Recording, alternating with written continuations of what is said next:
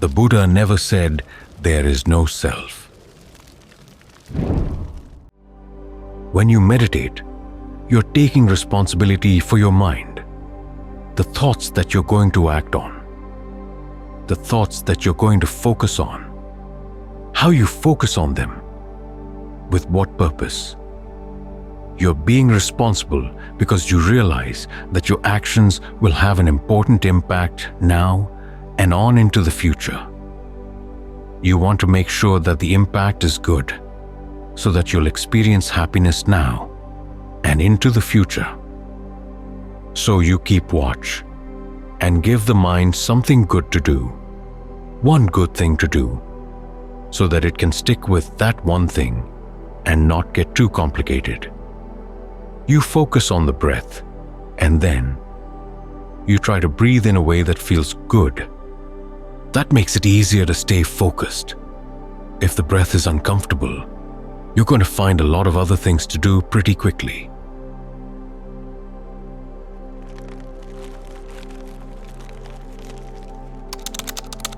Think of the breath as the whole body of energy.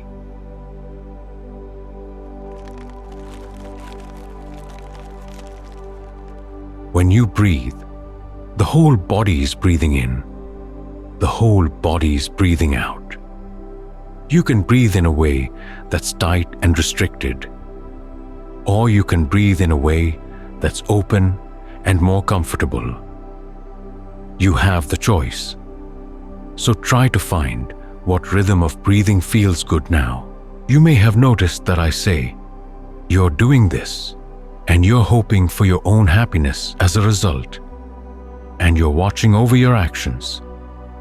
So, you play a big role here.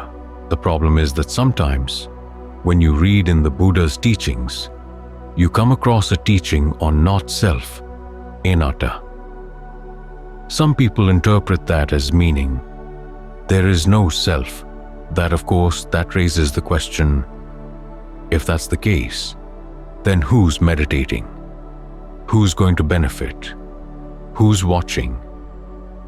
But it's important to understand from the very beginning that the question the Buddha was answering was not whether or not there is a self. It's whether the things that you're holding on to are worth holding on to, whether the things you're identifying with are worth identifying with. The word anatta actually doesn't mean no self, it means not self. So when the mind is settled down and you find that you're still holding on to certain ideas that are getting in the way, you can tell yourself, these are not me and not mine. Even though they appear in your mind, you don't have to identify with them. You don't have to take responsibility for them. You can take responsibility for the things that are more skillful.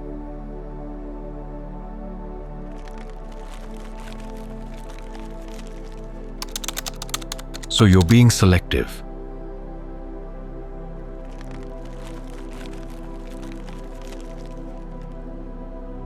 Then you have to reflect and think in this way as you go through life. Actually, you're already selective in this way anyhow. You've been this way all along. Suppose that back when you were a child, you had a little sister and somebody down the street was beating up on your little sister. You had to go and defend her because she was your sister. In that case, your sense of you and yours is large enough to extend to include your sister as well. But then, you get her back home. She starts playing with your toys and won't let you play with them. Then your sense of you doesn't extend to include her anymore. In this way, as we go through life, we're defining ourselves willy-nilly by what we want and what we feel we can bring under our control. Anything that lies beyond our control, or things that we don't want to lay claim to, those are not self. So, the concept of not self is nothing foreign. It's part of the way in which we negotiate the world so that we can focus on the well-being of what we identify as really being our well-being and whatever is going to lead to that well-being. We put aside anything that's not going to be conducive to our well-being. Of course, there are a lot of things in the world that are beyond your control that will affect your well-being. And you've got to realize that they're beyond your control. You do better to focus on the things that are under your control. Make that your sense of self. In this way, you can use this sense of self in a skillful way as you're meditating. The practice is all about learning to have a more skillful way, a more systematic way of defining who you are, what you are, what's your responsibility and what's not. You'll find that that changes as the practice progresses.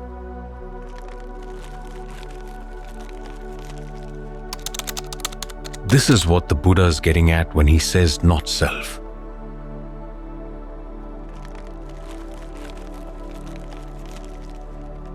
There are a lot of things that we lay claim to that are actually causing us suffering. They're not total suffering. There's some pleasure there, which is why we lay claim to them. But sometimes the pleasure is simply the pleasure of habit. The things you've laid claim to in the past, you just keep laying claim to them now. The Buddha wants you to stop and think about what really is worth laying claim to. And when you think about your happiness, what really would be your happiness? Those are the kinds of questions he has you ask. What when I do it will lead to my long-term welfare and happiness? What when I do it will lead to my long-term harm and suffering? That's where wisdom begins, as he says. You realize that you have to take responsibility for your happiness or suffering. And then if you're wise, it'll lead to happiness for you. In fact, there's even one passage where the Buddha talks about people laying claim to things that are beyond their control. And when they let go of those things, when they realize they're not self, then they will discover true happiness for themselves. So even in a case like that, the concept of self plays a role in the path. You're the self who decides what you want, and you hope will benefit from what you do. Then you're the self who actually does the actions. And then there's the you who watches over the actions to see if they really do get the results you want. And if they don't, to make suggestions. This is the inner voice, the inner commentator.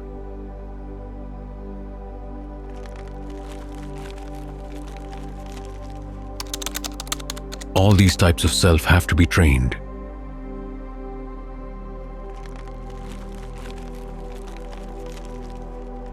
The self that wants happiness has to learn how to raise its standards.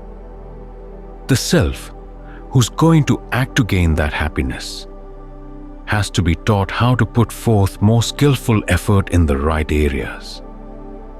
And the self who's the commentator has to learn how to be a skillful critic.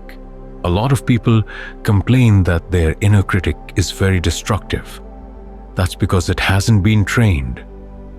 When it is trained, it's actually helpful. It realizes that its judgments are not final judgments. You don't want to come to the conclusion that, well, you're a miserable person. You'll never get anywhere. That kind of judgment doesn't help. But the kind of judgment that says, you did this, but you could do that, and it'd be better. That's the kind of inner judge you want. You're judging your practice as a work in progress, like a carpenter working on a chair. If you make a mistake with your saw or your plane, you learn how to correct. 1, you notice that it was a mistake, and then 2, You learn how to correct for it. You don't just give up on the chair. You figure out how to work with it so that you can come out with something that approximates what you wanted to begin with. Sometimes you find, as you're doing the work, that you can come up with even better ideas. That's the kind of inner critic you want. As for anything that doesn't help in this direction, you can critique the inner critic. That comment is not going to be my responsibility. I'm not going to take that on as my thought.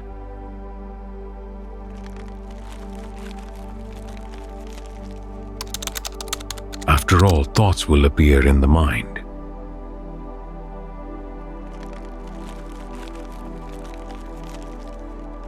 Sometimes it seems like the mind is a random thought generator.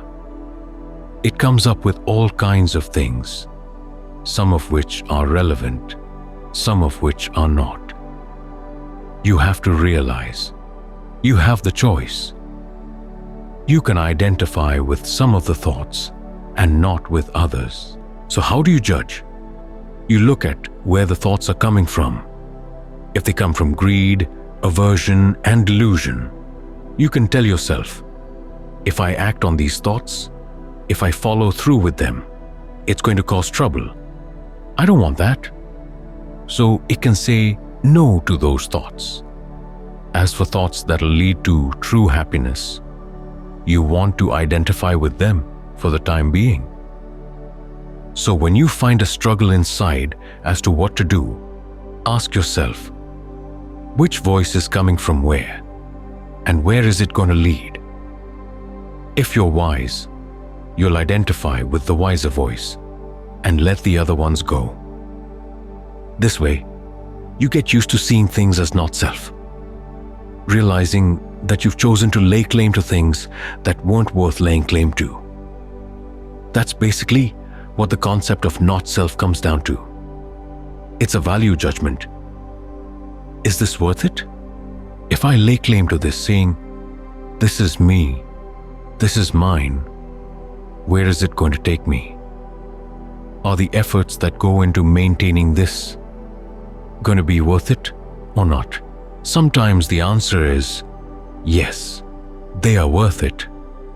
As you're working on the path, there are times when it requires a lot of effort, but you see that it's going to lead to good results down the end of the road, so you stick with it. You put up with whatever difficulties are there because you see they're going to be more than repaid. But there are a lot of other things in life that you lay claim to, but they don't really repay you. Yet you go back over them again and again and again, like a dog worrying a bone. There's no meat there, but something about that bone has this dog-obsessed thinking that maybe the next time I chew on it, I'll get some flavor. But it doesn't have any real nourishment for you at all.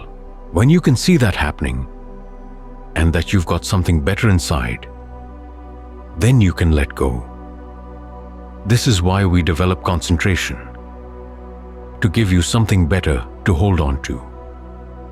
So right now, while you're here meditating, any thoughts that relate to the breath, any thoughts that relate to the mind, staying with the breath, are going to be useful.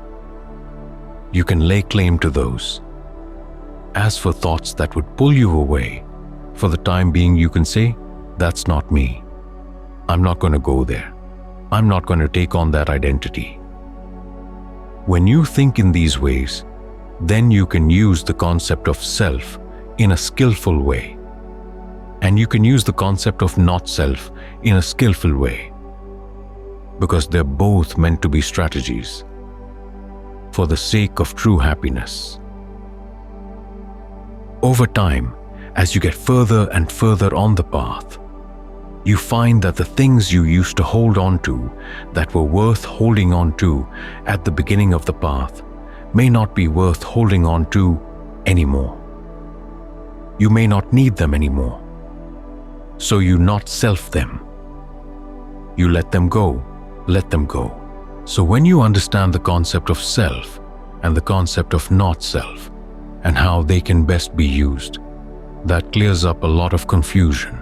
If you take a class in Buddhism, they'll teach you about the Four Noble Truths, about the teaching on not self, and about karma and rebirth.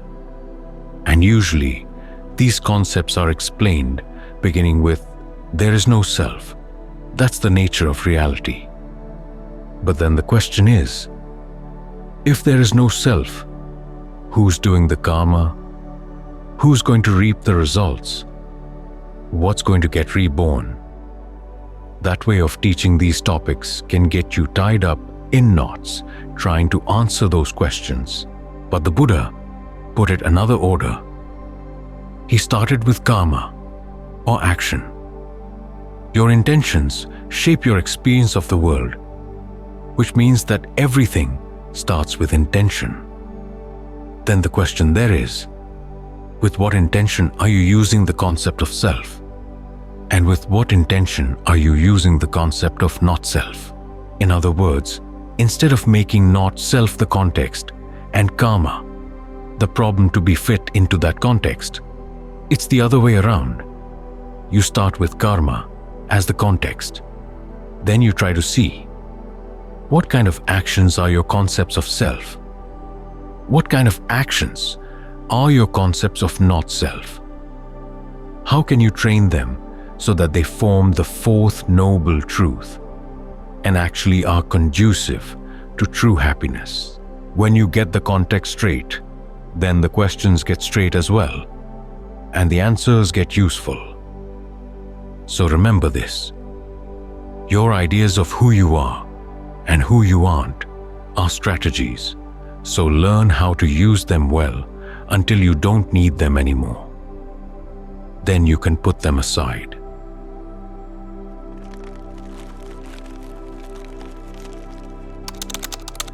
Not self is a value judgment.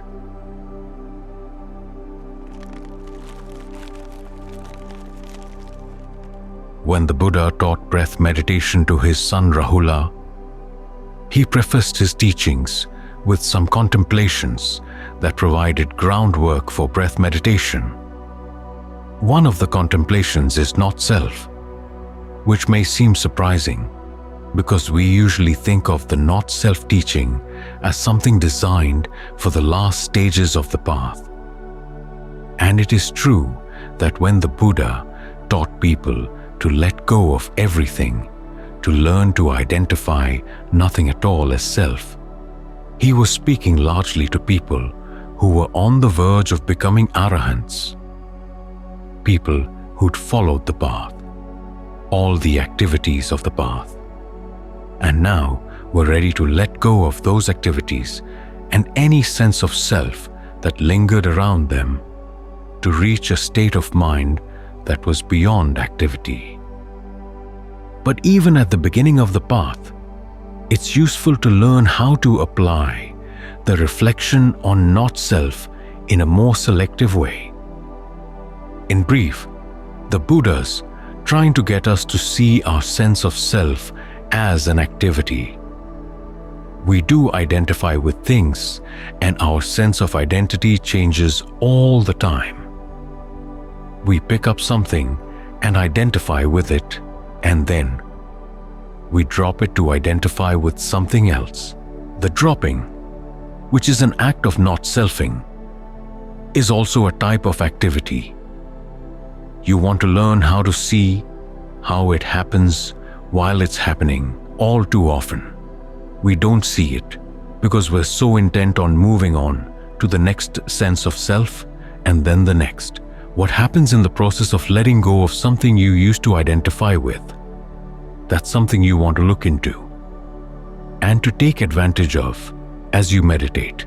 As you're sitting here, you could take on lots of different identities. The identity you want right now is the identity of a meditator, an earnest meditator. You're here really trying to get some genuine results from what you're doing. But there are a lot of other identities lurking in the background of the mind. The identity of you at work, the identity of you at home, the identity of you as a feeder, as an enjoyer of sensual pleasures. All kinds of identities that you could take on right now. For the time being, at least, you have to learn how to not self those identities. See that they're not worth taking on. That's what the whole idea of self and not self is based on. It's not so much a metaphysical issue for most of us. It's a value judgment. And that's how the Buddha wants us to see it. As a value judgment. Is this particular self worth taking on? Or is it not? Is a particular identity something that's really worth following through? The same questions apply to the actions that you take on when you assume that identity. Are they worth it? This sort of calculation is something we're doing all the time, whether we're conscious of it or not. I was talking this morning with someone who was commenting on how the not-self teaching seemed very rarefied. I told him, look, you're not selfing all the time. As you take on an identity, say at work, you take on your work identity and drop the identity you take on at home. Even when you're at work, you can drop your work identity as you start thinking about other things that are not related to your work. Then, when you realize you've got to get work done, you take your work identity back on again, along with every issue of craving and clinging with which this sense of self is tied up. When the Buddha talks of the third noble truth, he says he wants you to see the mind as it lets go of craving and to realize the good things that come about when you let go of that craving. But ordinarily, when we let go of one craving, we get so wound up into moving on to the next craving and then the next that we don't see the process of letting go. So as you meditate, and this is why this is a preliminary contemplation, you want to get good at that ability to realize that you've taken on an identity, and if it's not something you want, you cannot self it. You have better identities to choose from. If you find yourself suddenly wandering off into the past by means of a little thought world, well, pull yourself out. This ability to pull out of an identity is a lot of what not self is about.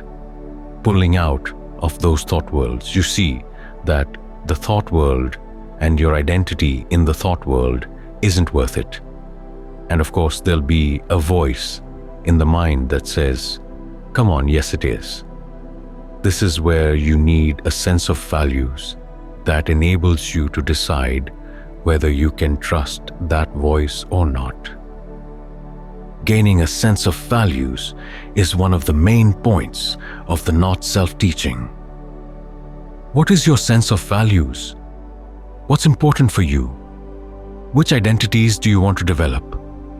Which identities are worth developing? This is why the Buddha has us look at the arising of a sense of self, the passing away of a sense of self, the allure of a particular sense of self, and then the drawbacks of that sense of self, so that we can get beyond it. That's the same pattern of inquiry that he has us adopt for every activity, skillful and unskillful.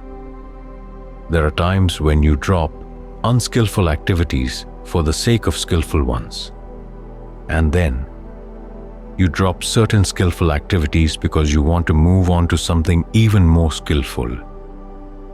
When you gain a sense of awareness and fluidity around this, you learn how to do it more skillfully. If you find yourself stuck in a bad identity, you know there are ways of getting yourself out. So when the Buddha's teaching not self as a preliminary contemplation, it's like the first step they teach you in Thai boxing. Before they teach you how to hit or kick, They teach you how to back away from your opponent without exposing yourself to his kicks. In other words, retreat is the first thing you want to learn. And the same principle applies in meditation. You're going to be sitting here meditating, focused on the breath, and all of a sudden the breath seems far away and you're in some other thought world. You want to be quick to recognize that and quick to see the disadvantages of staying with that thought world, and then retreat from it. Let it go.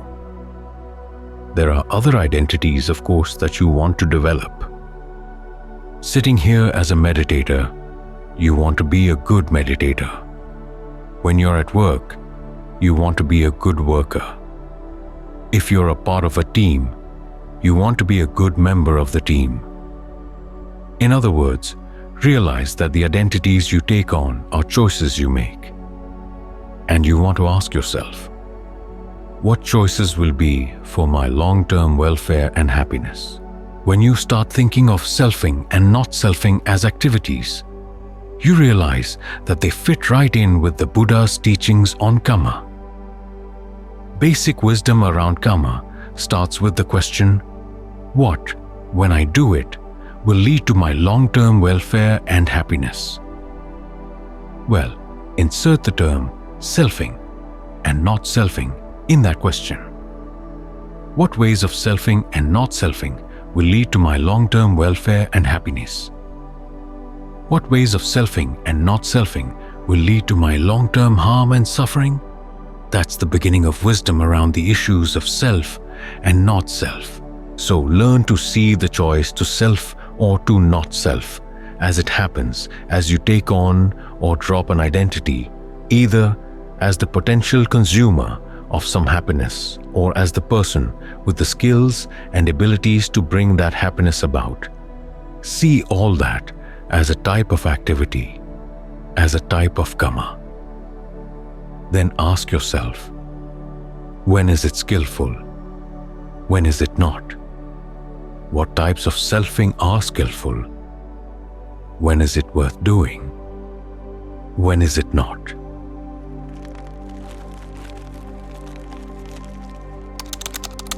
Again, not self is a value judgment.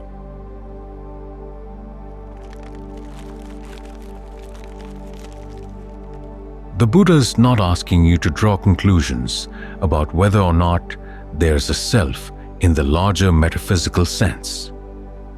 Even when he was talking to people on the verge of becoming arahants, giving them that questionnaire, notice how he phrased the questions. Form, feeling, perceptions, fabrications, consciousness. Are they constant or inconstant? They're inconstant. If they're inconstant, are they easeful or stressful? They're stressful.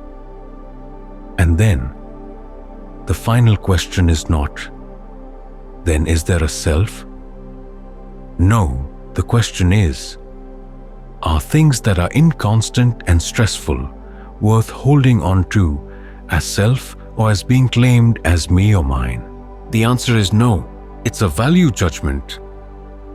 So get your values straight as to which of your identities you want to take on and which ones you don't. Learn to see your identity as something fluid, moving and changing its shape all the time like an amoeba. Sometimes looking like a horse, sometimes like a human being, sometimes like a deva, sometimes like a mouth with lots of fangs and teeth.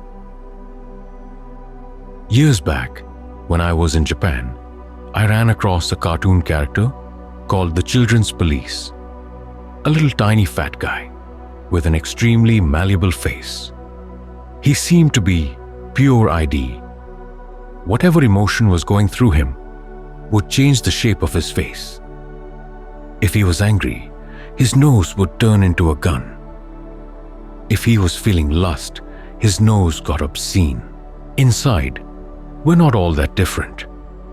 Our nose doesn't change shape that much as we go through the day. But if you could look at your sense of self you'd find it changing shape all over the place, extending little pseudopods here or there. We tend to think of ourselves as just being us, which leaves us stuck with whatever us we find ourselves in. So it's good to see your sense of self as a fluid activity, and then ask yourself, how can I mold it in a way that's going to be helpful for long-term welfare and happiness? When you learn how to think in these terms, that's what eventually will get you to the point where you don't need a sense of self anymore. That's when you'll get to the ultimate level where you found a happiness that doesn't need to do anything or require anything more to be done. At that point, self will have no more value, and you can put both it and not self aside. But in the meantime, learn a good sense of values around self and not self as they apply to the path, because having that sense of values will really help you on your way.